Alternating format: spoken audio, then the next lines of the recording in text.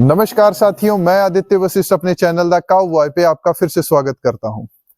आज की जो वीडियो है इसको अंत तक जरूर देखिएगा दोस्तों, क्योंकि अगर आपने मेरी बताई हुई बातों पे अमल किया तो तकरीबन कई हजार गायें हम लोग मिलकर बचा सकते हैं।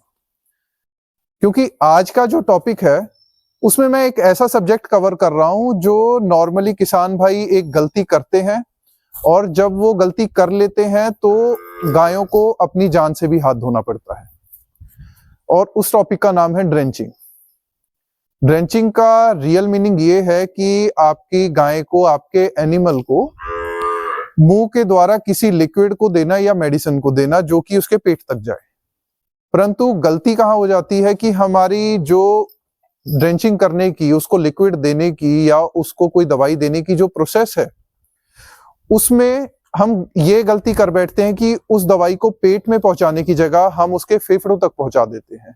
और जैसे ही सांस की नली में वो दवाई गई, वो लिक्विड गया, वो निमोनिया का रूप ले लेता है और उसके बाद गाय को बचाना बहुत ही मुश्किल हो जाता है। मोर देन 50% केसेस में किसानों को यही नहीं समझ में आता कि गलती थी कहां, उन्होंने ऐसा क्या कर दिया जिसके कारण उनकी गाय चली गई, उनको पता ही नहीं लगता है।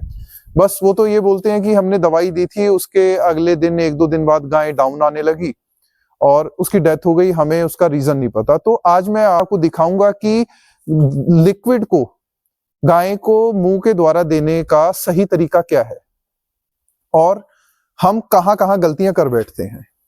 तो दोस्तों, दोबारा रिक्वेस्ट करता हूं, वीडियो के अंत तक जरूर बने रहिएगा, क्योंकि आज की वीडियो बहुत इंफॉर्मेटिव है और आपको बहुत अच्छी चीजें आज सीखने को मिलने वाली है।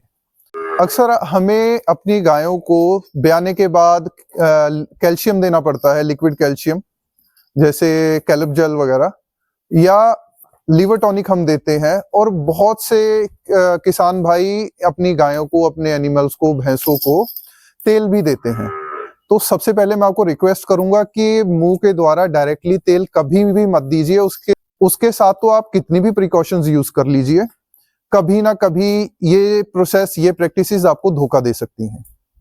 तो अब आप मेरे हाथ में देख रहे हैं कोल, KOL। अगर मैंने इस गाय को देना है तो उसको देने की सही विधि क्या है? क्या इस बॉटल को सीधा खोल के इसके मुंह में डाल दूंगा, या फिर नाल से दूंगा, या फिर किसी और तरीके से? आइए दोनों तीनों तरीके के बारे में बात करते हैं। कोई भी liquid, liver tonic, calcium gel या कोल जैसी चीजें जब भी हम देते हैं, हमारे पास नॉर्मली किसान भाइयों के घर में दो ऑप्शंस रहती हैं, एक तो नाल, एक इंजेक्शन। हम इंजेक्शन सबसे सेफ तरीका है, मैं आपको सच बताऊं तो, चाहे बछड़ा बछड़ी हो या बड़ी गाय हो। अगर आपके पास बड़ा इंजेक्शन है तो उसको थोड़ा थोड़ा भर के उसके गाल की तरफ पिचकारी करके आप उसको दे सकते हैं। नाल थोड़ा रिस्की है। उसका रीजन ये है कि या तो हम थोड़ी क्वांटिटी में 100 ml देना है तो 20-30 ml करके नाल के द्वारा हम गाय को दें तो सेफ हो सकता है। पर हम क्या करते हैं, नाल को पूरा भरते हैं और उसके मुंह में उड़ेल देते हैं, और ये हमारे नुकसान का एक कारण बनता है। और उससे भी बड़ी बात हम क्या करते हैं, जो बहुत बड़ा भ्रम किसान भाइयों के मन में बैठा हुआ है, कि जब भी हमने नाल से कोई चीज पिलानी है तो हम क्या गलती करते हैं, हम उसकी जीभ पकड़ लेते हैं। ऐसा कभी भी ना करें दोस्तों। जब आप उसकी जीभ पकड़ लेते हैं तो बहुत ज्यादा चांसेस है कि वो सांस की नली में वो लिक्विड चला जाएगा और निमोनिया का एक कारण बन जाएगा और आपकी गाय अपनी जान से हाथ धो बैठेगी। अब ये वीडियो को देखते हुए बहुत से किसान भाई ये सोचेंगे कि हम तो बरसों से देते आ रहे हैं, हमारे दादा परदादा के टाइम से, परंतु हमारे साथ ऐसा कुछ भी नहीं हुआ। तो मैं ये बोलूंगा कि शायद आपकी किस्मत अच्छी है आज तक, पर कब तक ये किस्मत अच्छी रहने वाली है मुझे नहीं पता। तो दोस्तों, तो दो चीजें हैं, एक तो इंजेक्शन और एक इस तरीके का बड़ा इंजेक्शन, आपको सिरिंज आपको मार्केट में मिल जाएगी। 100 ml की है, इसके आगे एक ये पाइप लगी हुई है। ये पाइप मुड़ी हुई है, इसका रीजन यही है, जब गाय के मुंह में हम इसको डालेंगे तो इसका जो प्रेशर होगा वो गाल वाली साइड होगा, डायरेक्टली वो सांस नली में या पेट को जो इसकी नली जा रही है उसमें नहीं जाएगी।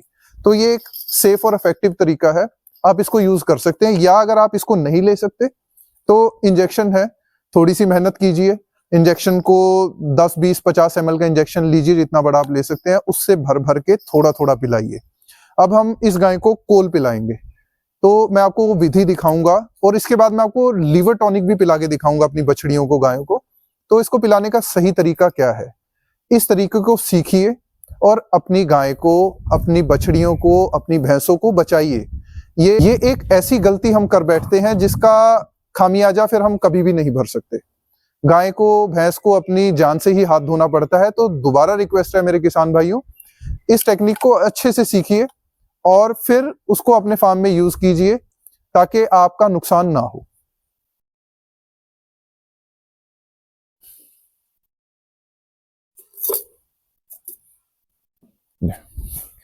ये मैंने इसके अंदर लिक्विड भर लिया है। अब इस गाय को मैं आपको देके दिखाऊंगा कि सही तरीका क्या है। इसकी जीभ नहीं पकड़नी है, इसको इजी रखना है।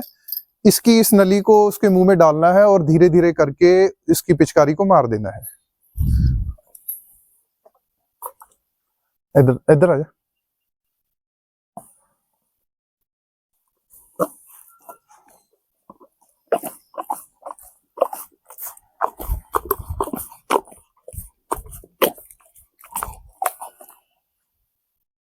आपने देखा कितना इजी था, वरना नाल से जब आप पिलाते हैं तो उसको टाइट पकड़ना पड़ता है, 2 जने पकड़ते हैं, उसके बाद आप उसकी जीभ पकड़ते हैं और उसको उड़ेल देते हैं और बहुत सारा जो लिक्विड है वो गाय अपने मुंह से बाहर भी निकाल देती है। मैं दोबारा आपको एक बार ये प्रैक्टिस दोबारा करके दिखाऊंगा, आप देखिए इसको।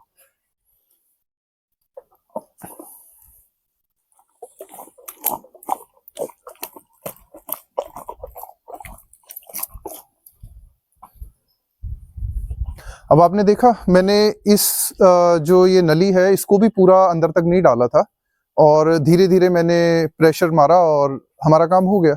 बहुत सेफ और इजी। तो मैं आपको रिकमेंड करूंगा इस इंजेक्शन को, इस सिरिंज को आप मार्केट में से मंगवाएं और इसी का यूज करें। और तेल तो कभी भी इस तरीके से नहीं देना है। अगर आपको तेल देना है तो चोकर लीजिए, कोई फीड लीजिए, उसमें मिक्स करिए, उसके बाद उसको गाय को खाने दीजिए खुद। अगर आप ये सोच रहे हैं कि इसके अंदर आप तेल दे देंगे तो मेरे हिसाब से तो वो बहुत ही रिस्की है। इसके साथ आपने तेल नहीं देना है। तेल को ओरली कभी भी नहीं देना है, वो कभी भी अपने घातक परिणाम आपको दिखा सकता है। अब मैं आपको लीवर टॉनिक दे के दिखाऊंगा और अब मैंने लीवर टॉनिक ले लिया है। अब मैं आपको दूसरी गाय को पिला के दिखाता हूँ। बहुत इजी सा प्रोसेस है, बार बार डेमो इसलिए दिखा रहा हूँ कि आपको थोड़ी सी चीज समझ में आए। आप देख सकते हैं, आजा।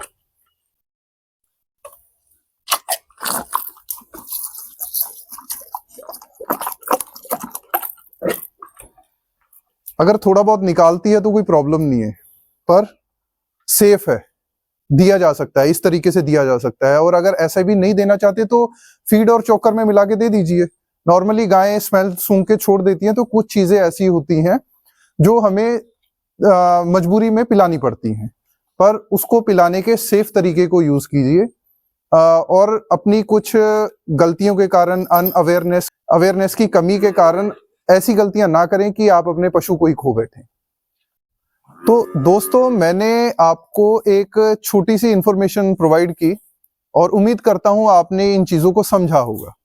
अगर आपको मेरा ये प्रयास अच्छा लगा तो आप कमेंट सेक्शन में उसको जरूर लिख के बताइए और वीडियो को शेयर कीजिए, लाइक कीजिए और चैनल को अगर अभी तक आपने सब्सक्राइब नहीं किया है तो उसको जरूर सब्सक्राइब कीजिए। तब तक के लिए धन्यवाद। भारत माता की जय।